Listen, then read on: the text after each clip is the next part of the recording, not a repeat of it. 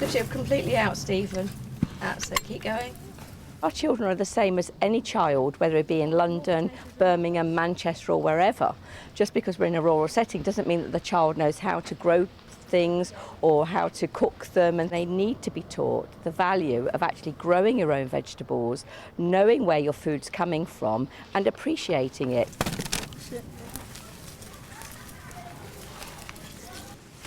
It started only about a year ago when we decided it was time to put in a growing area. So we didn't actually know where to put this growing area. There was a patch of ground on the playground and we thought, well, go some parents one weekend, we just dug it over.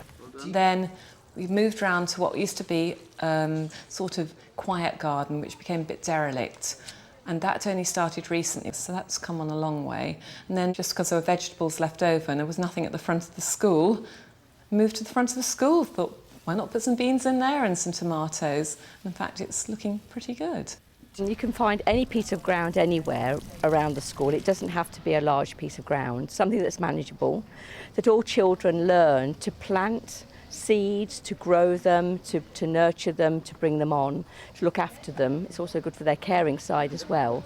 And then obviously the outcome of it, hopefully, is that they will take them home and cook the produce as well, or cook it within the school, so that they learn not only how to grow it, but how to cook it properly as well. Cut it down where the leaf is. Can you see it above the leaf? Above the leaf. Oh, yeah. Okay. Yeah. And then what happens is, those leaves here will just carry on growing. Well, it is organic, so we're bound to have a few bugs and holes in it, and the children obviously can go, ooh, but no, it's been very, very good. We've been very, very successful, having never grown anything before. Go. We have some beetroot. Go. The farm shop is our local source of food, and every single food is labelled with where it's actually sourced, which is really, really beneficial. So children can even just walk round and find out where the local produce is. Also, they're very, very helpful. They have actually demonstrated how to make sausages for us before now, and they are very willing for our children to go down and work with them. Can we have hen chicken breasts, please? With the fish. The food is more expensive, but the fact that we are growing a lot of onions and potatoes, if we were actually cooking a meal, then we could pay a little bit more on the olive oil and meat. Is it a local chicken? It is, yep. So we have used it on various occasions, and it's also walking distance. Who wants that? Thank you very much. Thank you very much. Thank you. Our children are always very, very responsive to people coming in from any business or anything. And certainly chefs, somebody they can work with. Some of them have met him before. I'm not sure that everyone today had met Michael before, because he has been in previous years. Michael, good morning. Good morning, Headmaster. How are you? Very well. Welcome to St Peter's. You're going to be doing some cooking with the children? Yes, it should be an enjoyable day with the pupils cooking and having a look at what they're actually growing in the garden. Well, it's their own food. They've been producing it. Good morning, Year 8. Good morning, Miss Beckford. Now, this morning we've got our chef, Michael Coker, who's come to work with you. And we've going to give him a challenge with some of the wonderful ingredients on this table here. A lot of you have grown this and you've picked it this morning, you've been out and dug it and you've cut the herbs, and some of us have already been up to the farm shop this morning to supplement it with some chicken and some other ingredients that we've bought. So, may I introduce you to our chef? Good morning, everyone. Good morning, Chef.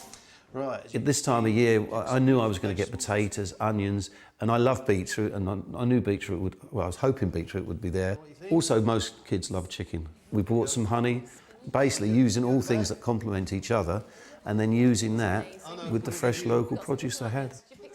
So I'm going to take some beetroot, some carrots, some courgettes, and we've got some really nice potatoes here. So these are new season potatoes. And we've got some herbs here. We're going to put some of the rosemary in with the root vegetables, and we're going to finish it off with a little bit of organic honey.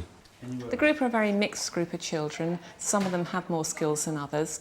Quite a few of them actually volunteer and do MasterChef within school. So they are fairly confident. They're not all as competent, but they do enjoy cooking, and I think that's part of the battle. They actually love cooking. My mum makes the best stuff. Right, so we've got our chicken breast, and then we need to take some of this fresh sage. Do you want to pass the leaf round so you can all have a smell? And I just want us to cut a few sage leaves. And then I just want you to loosen the skin slightly and then just push some sage in. We're just going to put that in the fridge a second.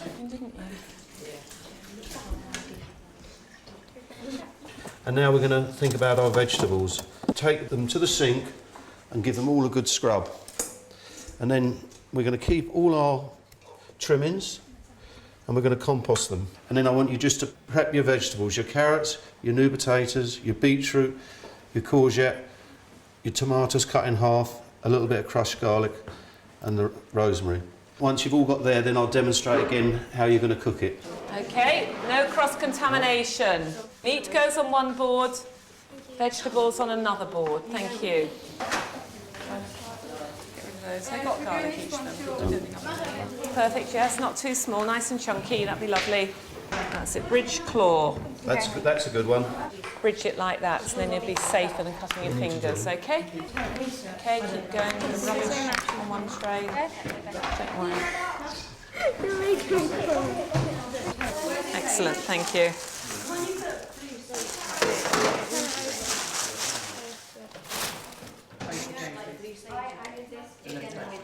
Have you got sage?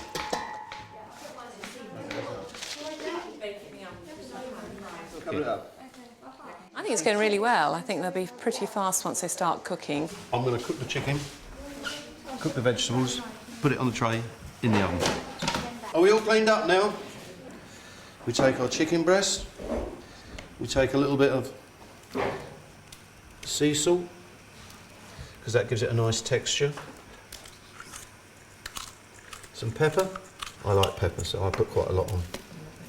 Put it in skin side down so that we get a nice crispy skin. I'm going to put my carrots in.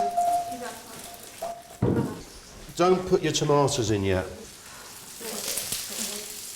Then I put my beetroot in, the onions, the courgette. I'll just put it in a little bit of olive oil, yeah? A few potatoes in. Just make sure that your chicken doesn't overcook. You don't want it too brown. Yeah, it's looking good.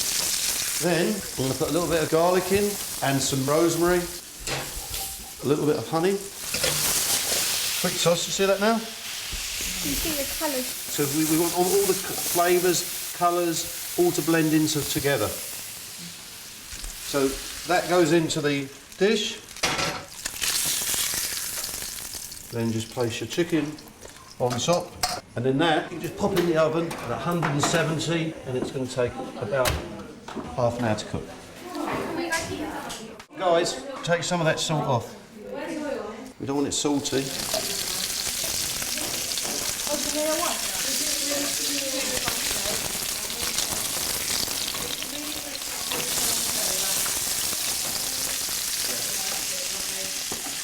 I'm just constantly moving around so like no, it doesn't burn to the bottom of the pan. I'm stir frying the vegetables to cook them halfway, and then they're going in the roasting dish with the chicken. They smell really good. Composting out.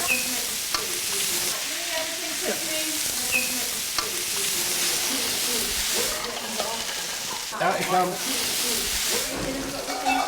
Do you think that looks nice? Yeah, yeah. Good. Who's got the honey? Well done, that's looking good, isn't it? Okay, right, in the oven.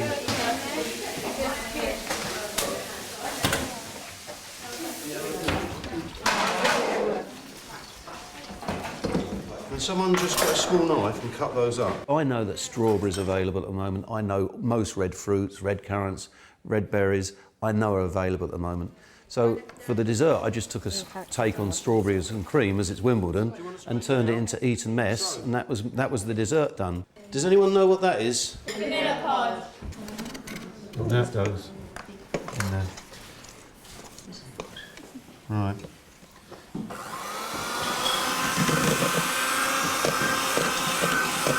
So that's the cream whipped. Okay, Lizzie, we're going to rub it up right at the bottom. Right, now I've got some strawberries and raspberries.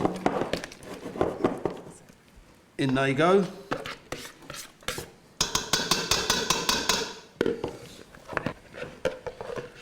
Then we take some meringue. Is it looking a mess yet? Yeah.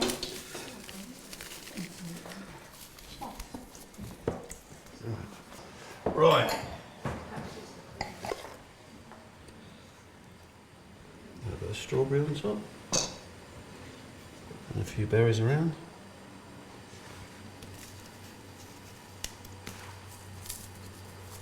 And some snow on the top of it. And that is our Eton mess. Just mash a few strawberries and raspberries. That'll be lovely. That's it. Don't mash them too much, just so they're a little bit of a mess. That's knowing it's going a bit more because that needs to be thicker than that. Don't mash the meringues in, just break them into large chunks. Put it over to you. Pop in the whipped cream. Stir it all in. Here it goes. Lovely. How much are we putting in? All of it. Every bit.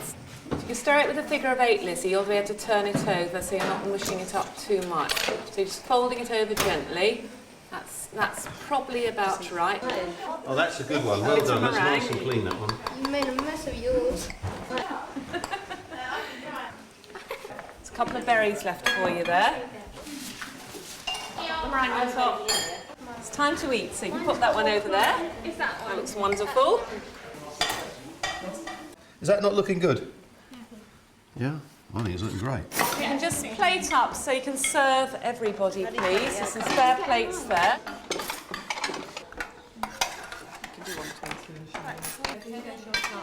Right, here we go. A little bit of spinach. Sharing yours with We don't invite the rest of the group in who went shopping and looked at the vegetables this morning, because unfortunately we can't cook with 20 in a room of this size. But we are going to get a new room very, very soon, and we're going to let them taste the delights of this morning and what they saw this morning and get their opinions on it. So it should be good. They were very willing to share their food. That's what I quite liked. They were pairing up very, very fast. Come and share my meal with me. Come and taste this. And I could hear them. What do you think of it? Have you tried that beetroot? Have you tried that chard? What they actually produced today, I thought looked fantastic. And it wasn't difficult. We were able to do it in a good time scale. It was tasty. And they were actually eating vegetables that some of them said they didn't like. Take them up, don't waste Very them. good. That's really nice. You like that, Jim? When I leave this school today, something I take away with me will be that the young person actually ate something that he didn't like before. And that to me is an achievement.